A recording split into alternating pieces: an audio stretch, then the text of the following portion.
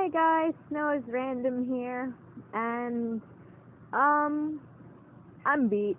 I'm pre-recording this in advance because I just got done with my first day of 10th grade, and it's hell. And I can already see in the future that it's going to be difficult for me to do anything. But, you know what, I'm okay with that. A hiatus is perfectly fine. You guys don't need videos every single goddamn week. You guys can handle it. You know, it's only 66 of you guys. But this video that I'm doing today isn't really much of a fill-in. It's a gift. And there isn't really much else to say other than it's a gift for someone I care about. And that someone I care about as a friend and almost as a brother is this guy. That's his Quotev name. And if you search up his Quotev name, his ad, I think it is just that. But, yeah, his birthday would have been on the 19th. And yes, big shocker, he's not alive anymore. And you know what, it's come to the fact where I think it's, better to accept that, and that, he was a great friend, and I met him back in 2014, Jackhammer, and he was a swell kid, only a year younger than me, really nice. I honestly, right off the bat, I felt like he was, before I actually thought he was older than me, he was like a older brother than me. Then it's like suddenly it's like, you know what, yeah, I kind of do see that I'm kind of older, and so it's like I take him now as a younger brother. And when I found out back in end of June, beginning of July, I was heartbroken because I knew him since 2014 in the FNAF fandom, Five Nights at Freddy's fandom. And I hadn't talked to him in a while because I'd been on a short hiatus, only updating here and there with Blue, and because I was going through some tough times with my grandmother, and my sister's wedding was coming up, and it's like I had no time on Quotev, and it wasn't till it's like, hey, he isn't online. The hell? I check his page, and it's like everything seems to be in order. It doesn't say anything of him, quitting for a while. And, I look at his activity, and it's like it's not until I look at the comments of the last activity he posted that he had passed away March 23rd. And, yeah, I'm not going to even waste full name because, I don't want to cause trouble to the family, because I know how YouTube can be, and the pretty bad people that I've already met on YouTube in the comments section. But his birthday would have been September 19th. And it kills me deep down to know that he won't be around, and he's not around anymore to see me draw and to see others and all his friends keep going. And he was young, and it was nothing that I don't think anybody could really stop. It was a medical problem, and, I can't really say that he would pass. I didn't even know, he passed until, like, months later. But, it's to the point where I think it's better to move on. That's what he would have wanted. That's what everyone has to accept. And there will be times I lie awake at night and wonder, it's like, dude, if you can hear me, what the fuck, I never got to say goodbye. And that's what I think holds me back the most from truly letting go. I never got to say goodbye. I never got to talk to him in like the few weeks before his passing, which sucked the most, because it's like, if I could have one more conversation with him, I would sell my soul, my non-existing soul, to have one more conversation with him. Because he was like a little brother to me. Only a few months younger, but he was like a little brother. I mean, and I probably said this before, but his OC and my OC, Snow's not my first OC to get married and have children. It was actually Eliza, who is my Five Nights at Freddy's character. She was the first to get married to his OC, Andrew. So I'm kind of like incorporating that in the picture you can see here, and yeah. I mean, he always liked my art. He always made me do artwork of them, and it's like this one really dumb quote. It was like, oh, you should draw that, and I drew it on my 3DS, and he loved it. And now here I am, drawing Eliza crying in front of a tombstone, and it's like my art's become 10 times better, and it's like, he can't, well, I probably wouldn't want to see this, it's like Andrew's tombstone, but like, if I redraw the picture, I just need to really, like, you know, put more depth into it, and I'll probably do that when the time comes. But I'm gonna tell you right now, guys, this isn't the first time I'm recording this. This is probably like the second or third time. It took a while, because the first few tries, I got really emotional, and way too emotional to be put on camera and not lose my dignity or have everybody, you know, panic about me in the comment section. Of course, I'm getting a little teary-eyed, but you know, I'm doing my best. I'm actually proud of myself. You know what? Let's just jump into the drawing. I think I've said enough, but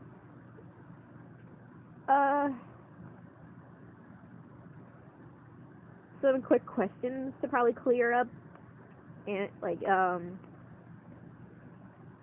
Andrew, I think, was he was just originally the night guard. It's like, we didn't plan this. We didn't plan them getting together. It just, I've noticed in most RPs, it kind of just clicks. The OCs click in their own sense. And like, I mean, I don't know if it's me, because I adapt my OCs to fit best with the other OCs, so like they don't clash. Of course, that doesn't always work, because I could probably have adapted my OC to some other character, some other person's character, and then they won't connect with another character, which I've noticed a lot in the SCP fandom.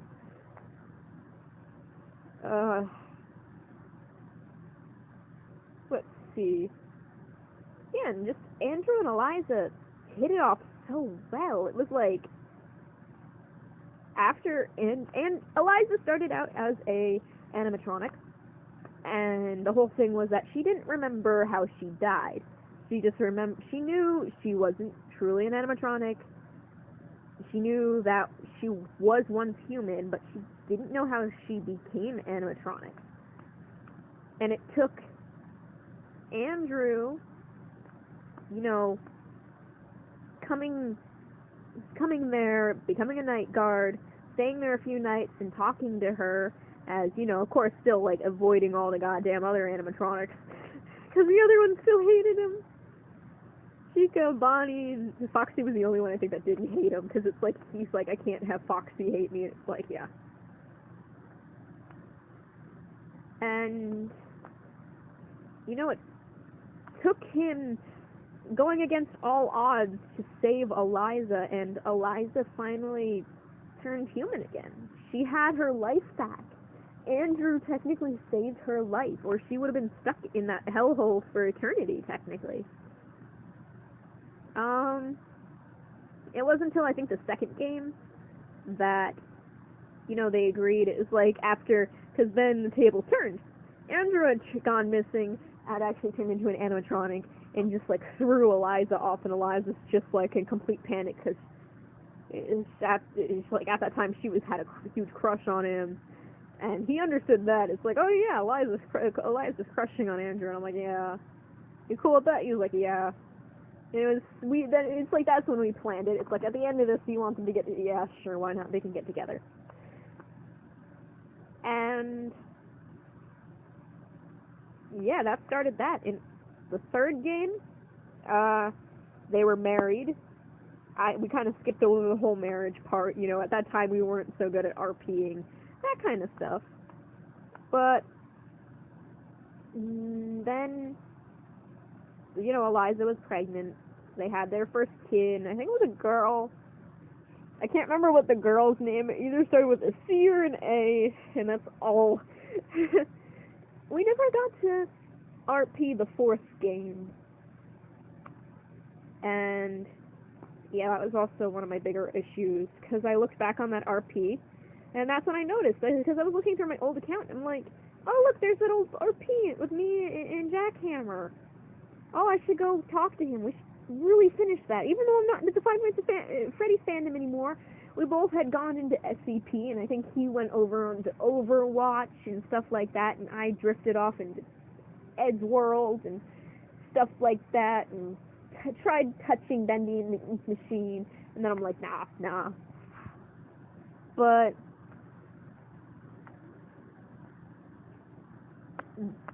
you know, we actually both, I thought it was hilarious, we both fell into the SCP fandom at the same time, and it was hilarious, like, no way, oh yeah, I'm into SCP too now, oh, that's kick-ass, we both went into it, we were both, like, happy.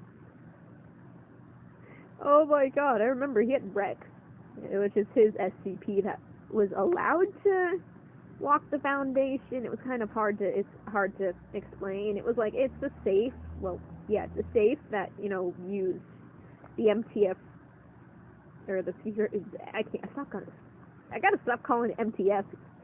They're the military guys. The security portion of the Foundation. It's not the kick-ass guys that everybody likes and talks about in the games. No, it's just the guy at the guards at the beginning. They look the same, because I don't even think the people at the beginning, you RP it and you kind of know it. But yeah, it took us forever to get that far, and then, you know, okay, the first few RPs were, the first 2 games I think were deleted, because they were on another topic, and then the person, like, either deactivated, or the topic got lost, or was deleted by a quota of admins. But, you know, we kept going, and we were supposed to do the 4th game, but we never got to do the 4th game RP, which would have been Eliza and Andrew's child, whatever their name was, whatever her name was, it was a her. And I'm gonna put something else on the layer. I can take off this first layer. And here we have the really sucky first. Oh, no, not that bad actually. Huh, I'm proud of myself. Which is supposed to be, you know, Five Nights at Freddy's 4 is the one where the little kid in his room, and with the, oh, it'd be great to take the ruler off, with the nightmare on animatronics and all that. It's really frickin' creepy. Scares the shit out of me sometimes, and the first 3 games don't even scare me anymore. I could finish them and not die. It's that moment you've observed it so much that, you know, you're like, oh, yeah, I know not to die there, and die there. I know that it's, like, it's not that hard. I'm gonna have to go on my own color palette, because I didn't create a color palette for her. But stop it, I know I don't have the frickin' free version, don't remind me. Let's see, it's probably gonna make her hair a little bit lighter. But I don't know, can you see that, guys? Maybe I'll make it, I don't know, I think I'm gonna make it a tad bit lighter. I like it when I can still see the outline. Is that weird? Yeah, it's about good. She wears more green, by the way. Like Venom Eyes green. But, yeah. Probably gonna have to leave for a while, and I'm just gonna probably bump it into 2 parts, and that's okay. Of course I can't. I'm not gonna finish it all in tonight. I got school tomorrow. But you're not gonna see this until the 19th, or maybe I'll upload it tonight, depending on how I feel, depending on if I can get the thumbnail fucking done. So yeah. and like I've said like a million times already, that he was a really, really, really great friend. He supported my videos, he supported my animations. Well, when I first met him, I was doing vlogs on this other channel, and I was cringy as fuck. But once I moved to the other channel, I did tell him about the other channel, and he supported me on that too. He said he loved my animations, and he loved how well I drew. And okay, when he first saw it, it was, the circle head people with the Undertale shit that I had on there, and I was like, if I could delete that, I would, but again, it's memories. It doesn't work that way for me. It's like, if they're memories, I learn upon them. Also the same with my old Quotev account. I was right about to deactivate it. I was actually just looking through it, seeing it's like, oh, is there anything really I can salvage? Maybe give to my other account somehow. But no, it was like I was right about to deactivate, and then I'm like, oh, let me look at the RPs real quick, because I can't remember if the groups were still active or not. And I wasn't gonna, be a dick and like deactivate my account and like leave a group that someone was actually still using in a sense with someone else. And, I stumbled upon that, and I was like, I went to go message him, and it's like I actually did message him, which I then seemed kind of like regret it and commented something else saying, I couldn't really say anything else without it sounding like a joke or like inappropriate in case anybody ever stumbled upon his account again. Like actually like logged into his account somehow. I stumbled upon that and like I commented on the activity, like I didn't say is this a joke, but in my head I was like, oh please, dear God, let this be a joke. Please, whatever being actually does frickin' exist, don't let this be a joke. Don't let my friend be dead. Don't let him be dead. I didn't get to say goodbye. I didn't get to say anything. I would feel god awful. Sadly, that isn't the case, and he was gone, and I just remember it was a Sunday, so everyone was gone. Everyone was out of the house. I think it was only my brother, and he was in the living room playing his game. And I was in the kitchen when I found that out on my tablet, and I was just crying hysterically, and I stormed upstairs, slammed my tablet on my bed, watched it bounce, and then just died. Not died, but like cried my eyes out for a good solid hour. Someone else then came along and like noticed me in despair, and was like, yeah, he was like a little brother, and it was like we both kind of agreed. It's like he was so nice and so kind, and I don't know why that could never happen. I think once I get the shirt done, I'm gonna make it 2 parts. I'll upload this one, and then the other part, the finishing, I'll probably upload actually on the 19th, his birthday. I think he would have been 15. He was born in 2002 like me, but he was born near the end of 2002. 2 opposite ends of the year, yet, such good friends. And I'd known him that long on Quotev without me deactivating, me switching accounts, because I got hacked on my other one, and I finally unhacked it, but like I lost everything. So I'm like, it's connected to an email. I can technically deactivate this, make a new account in case I need to. Yeah, my voice is giving out. Need to drink water or something.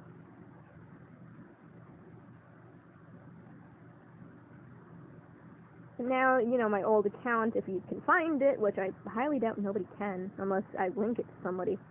My old account is now a Memoriam account, which I probably won't even link the old account. If you can find it, congrats to you, but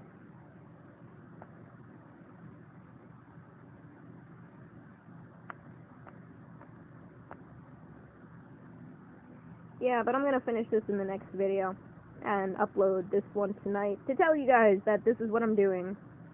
And this is more just not to fill a gap, but to fill a gap in my heart. And as you can say, this is my way of saying goodbye and saying thank you, in a sense, for the years, 3+, not even 3+ years, but the 3 years of, being there and being a friend and being someone who always came up with the whole new muse. Well, it was more of him in a sense, in different characters. Start school and it's like already sick. So, Jackhammer, wherever you are, whether walking on this plane, walking on a complete different plane, looking above, looking below, whatever, thank you. You're a swell friend. I can't speak. And maybe someday we'll cross paths. Been doing pretty well at, keeping my lifespan pretty long. But someday. And sometimes I feel like, you are standing next to me. And since, I found out about your death, my life's been getting a little bit better. Like, you finally were able to find me after I found out you had died. And you were finally able to help me. I know your family is mourning. And in a sense, I am too. But take this gift, my friend. I hope you do. Because this is my only way to say goodbye. If I could say it any other way, if I had a Ouija board or something, I would. But this is my parting gift to you. I'll be stronger. You always told me to. Okay, on a somewhat positive ending, as I don't sound like a complete mess breakdown before I do start crying, I better shut up. This is Snow is Random.